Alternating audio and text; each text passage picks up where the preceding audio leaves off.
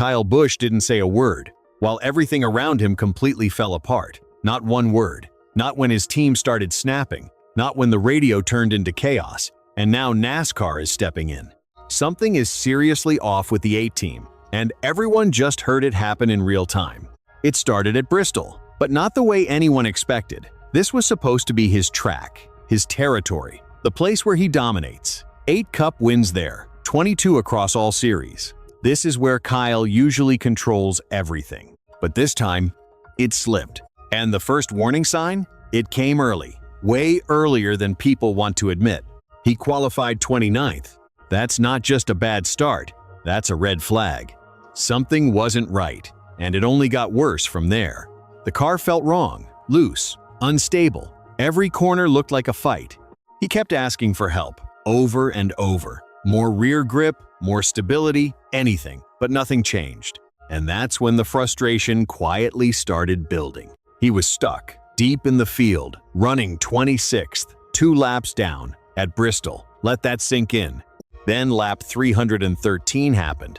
Riley Herbst gets into his left rear, just enough. Kyle spins, slides through traffic, total mess. And this is where things get uncomfortable. Kyle Busch says nothing. No yelling, no anger, no reaction, just silence. And that silence? It wasn't normal. Not for him. Not even close.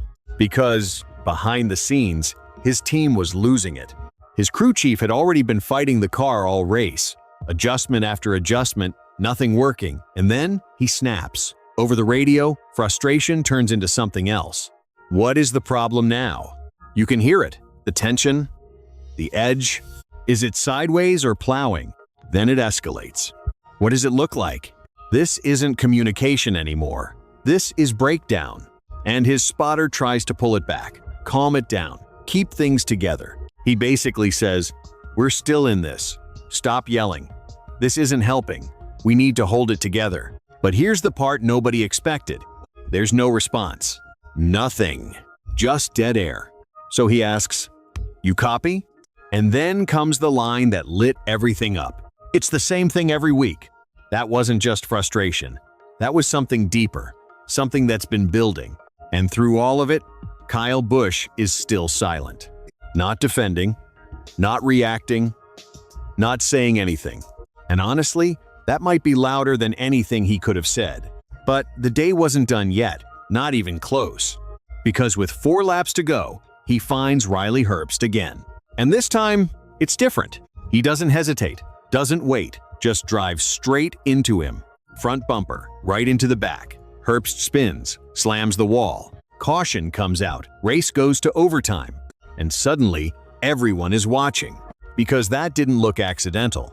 Herbst drops from a strong run, finishes 21st. Kyle ends up 25th.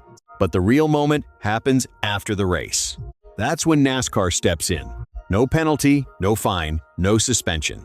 But they're not letting it go. They're calling him in. And that says everything. Because when NASCAR says we'll be having a chat, it means they saw something they didn't like. And here's where it gets bigger than just one race. This season, it's been rough. Way worse than people expected. 8 races in, 0 top 10s. Best finish? 12th. He's sitting 24th in points, way below the playoff line. And the number that really stands out? 101 races without a win. That's not a slump anymore. That's a pattern. And it didn't start this week. Martinsville, he qualified near the back, said the car was undrivable. Las Vegas called it broken. Phoenix, multiple tire issues. Crew members yelling again. This isn't one bad day. This is something that's been building. And part of it traces back to one big change. His longtime crew chief is gone. That chemistry? Gone. Now there's a new voice, a new system, a new rhythm. And it's not clicking. Not yet. And people inside the sport are starting to ask the uncomfortable question. Is this fixable? Some insiders are already hinting at a split. Is it the car, the team, or Kyle himself? Because right now, nothing is lining up. And when those questions start getting asked publicly, you know it's serious. Even other drivers are weighing in. Some say the team is searching. Lost. trying to figure it out. Others are pointing at the results, comparing him to teammates, looking at the numbers. And the numbers aren't kind. There's even talk that what happened at Bristol might not have been accidental from the start. That first hit? Maybe not random. And if that's true, then what Kyle did at the end suddenly feels less like retaliation and more like inevitability. Still, not everyone agrees. Some veterans say the radio exchange sounded normal, just racing, just pressure. But that's not what fans heard. Fans heard something cracking. And Kyle himself? He's admitted things haven't been perfect. Mistakes, missed chances, moments he wishes he had back. But he's also made one thing clear. He hasn't forgotten how to win. The problem is, the results don't show it. And now there's another layer. His contract is running out. Seats are filling up. Opportunities are shrinking. So where does he go if this doesn't turn around? That's the question nobody has an answer to yet. And now, with Kansas coming up, everything feels like it's building again. The meeting with NASCAR is coming. The pressure is rising. The team is already tense. And after what we just heard on that radio, you have to wonder, was that just a bad moment? Or was that the moment everything finally started to break?